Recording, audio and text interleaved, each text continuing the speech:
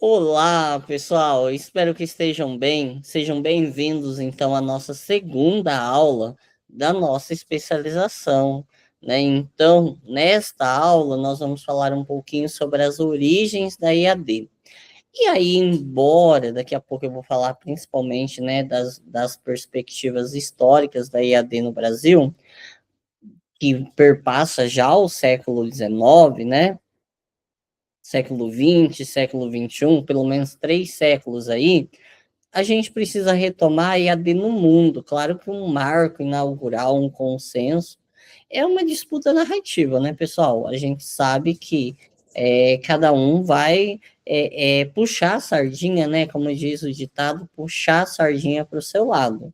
Mas aí a gente pode anteceder pelo menos mais um século, quando a gente pensa numa referência clássica, é o Caleb Phillips, tá bom, pessoal? Em Boston, ele anunciou lá na década de 20 de 1700, na verdade, no ano de 1728, um curso de taquigrafia. E este curso foi anunciado por meio de um jornal, foi anunciado por meio de uma correspondência. Então, ali a gente tem o germe, o início, né? Embora seja um anúncio isolado, não era um sistema educacional estruturado, a gente vê um movimento ali de um estudo por correspondência, onde as pessoas estavam em geografias diferentes e também em tempos diferentes.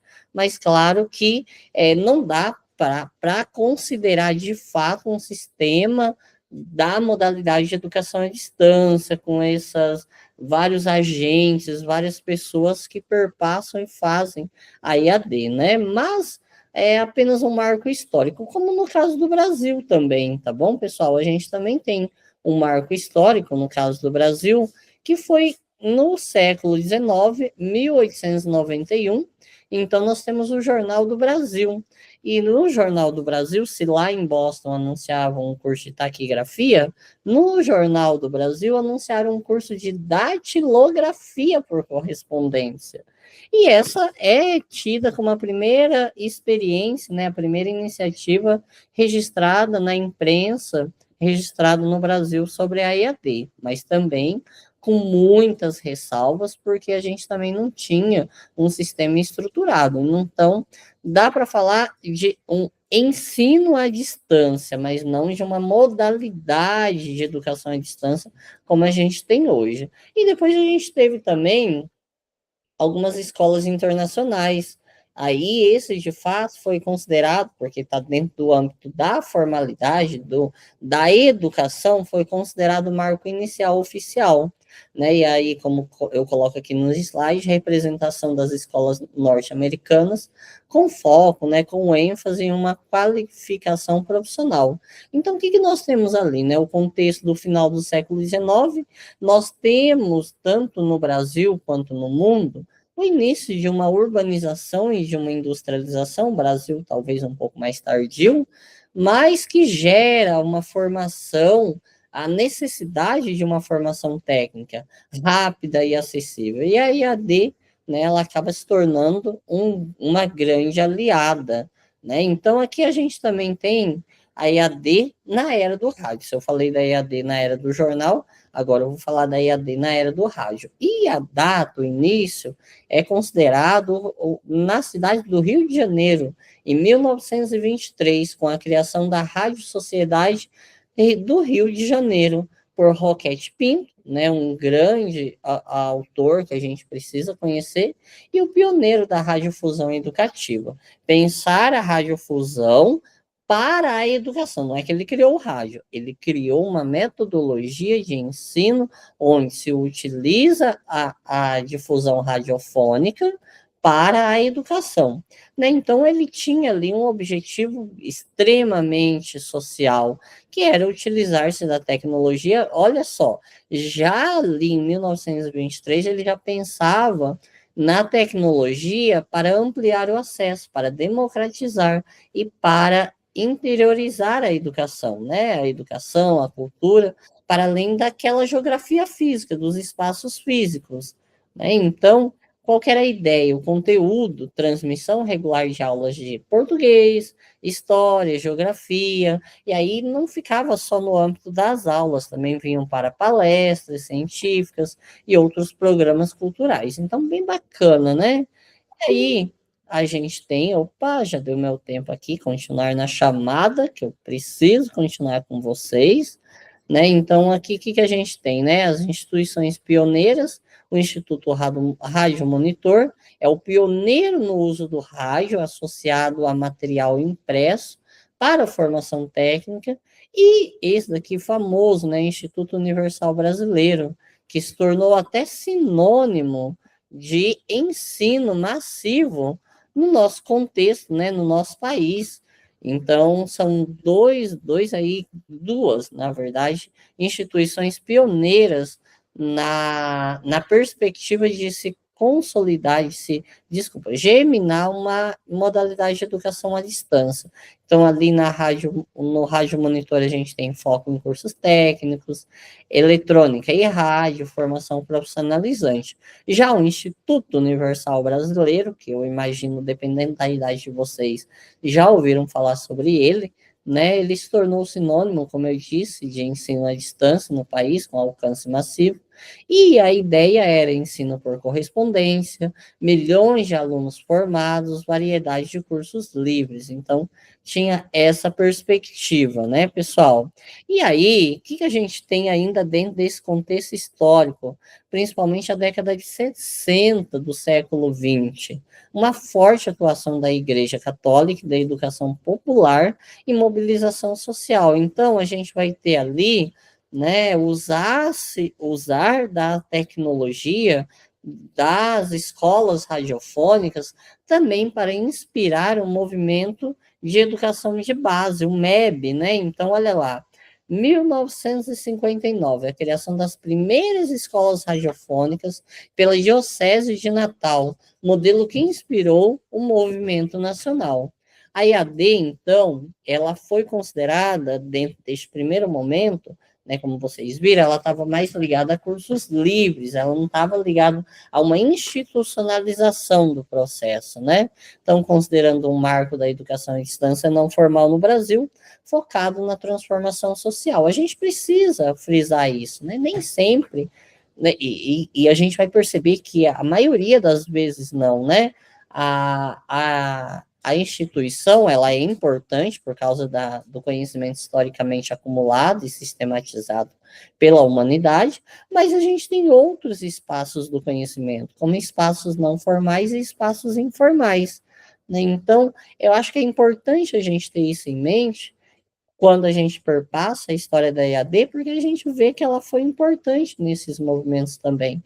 E a principal missão, né, nesse contexto histórico, era a alfabetização e conscientização política, principalmente de jovens e adultos, e especialmente em zonas rurais, né? E aí, o que a gente vai ter? O Brasil na década de 70, né, principalmente, a gente vai ver o Newton Sucupira se movimentando, até indo na Open University, que é a Universidade Aberta de Londres, tentando estudar, ele tenta trazer para o Brasil a EAD, mas ele sofre muita resistência, porque as pessoas, já lá naquele período, tinham aqueles preconceitos que eu falei na aula de introdução nossa, né?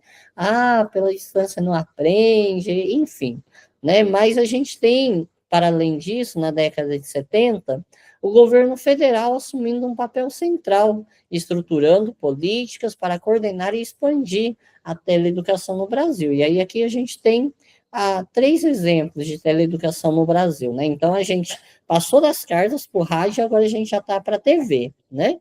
Então, Prontel, um programa nacional de teleeducação, ele foi criado para coordenar, supervisionar e apoiar o desenvolvimento da teleeducação em nível nacional.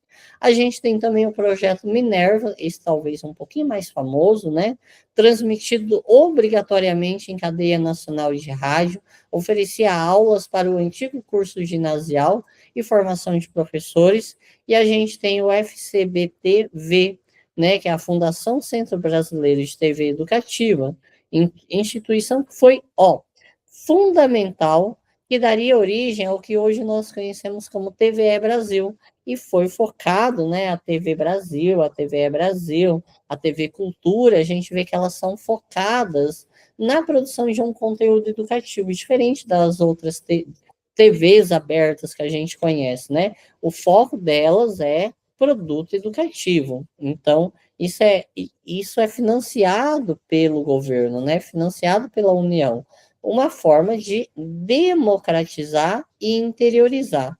Né? Então, aqui a gente está chegando no final da nossa aula, curtinha também, mas só para a gente entender essa primeira fase da EAD, né? Então, quais são as características dessa primeira fase da EAD? Tecnologias, predomínio de um material impresso enviado pelo correio, com uso complementar tanto do rádio quanto da TV, né, posteriormente. Público-alvo, então, a gente está pensando nesse público que, infelizmente, a gente está falando, né, da década de 70. A década de 70, segundo o professor Saviani, metade da população ainda não tinha acesso, não era alfabetizada, né? Então, qual que era o público-alvo? Alfabetizar essas pessoas, mas principalmente pensando numa qualificação profissional, uma qualificação rápida, que conclusão rápido dos estudos formais. Então, um supletivo seria, né? A metodologia, aí a gente tem a foco na transmissão de informação e não é uma mediação onde os processos eles estão interligados, existe uma relação de ensino-aprendizagem, onde a interação ela ocorre, não. Neste primeiro momento, tinha pouca ou até nenhuma, porque eu recebia pelo correio uma carta, com uma cartilha, né, uma apostila, eu tinha que estudar, preencher, responder e mandar de volta, né? Então era um pouco disso. O alcance, então, foi importante, a gente não pode desconsiderar, né, a expansão principalmente para as áreas rurais, onde o ensino presencial até hoje, né? Se a gente fala que ali na década de 70 não chegava, até hoje ele não chega, né? Então, preciso de ações como essas para democratizar e interiorizar o ensino. Então, pessoal, chegando aqui ao fim da nossa segunda aula, né? Eu posso dizer que a história da EAD no Brasil é marcada por uma rica trajetória de iniciativas privadas e governamentais que o rádio, então, neste momento, nessa primeira fase da EAD no Brasil, foi uma ferramenta fundamental para a democratização do acesso, muito antes do que a gente está vendo aqui, como a internet, né? E essas primeiras experiências, elas criaram a cultura de aprendizado remoto, aprendizado por meio das tecnologias no país. E aqui o legado, né? O passado, então a gente sempre tem que pensar nisso, né? Não é julgar o passado, mas é olhar o passado com os olhos do presente também é importante, mas quando a gente olha muito com os olhos do presente, a gente costuma julgar. Né? Claro que os nossos problemas são outros, aquele problema do passado é outro, mas o passado nos ensina muito, né? Então é por isso que eu coloco essa frase aqui, né? O passado pavimentou o caminho para uma revolução digital da educação, que hoje a gente consegue ver, hoje a gente consegue vislumbrar outros processos, mas claro que tudo isso teve uma história para chegar até aqui. E essa história é o que eu quis trazer nessa primeira geração aqui da nossa aula, tá bom, pessoal? Um beijo, um abraço, encontro vocês na nossa próxima aula. Até mais. Tchau, tchau, pessoal.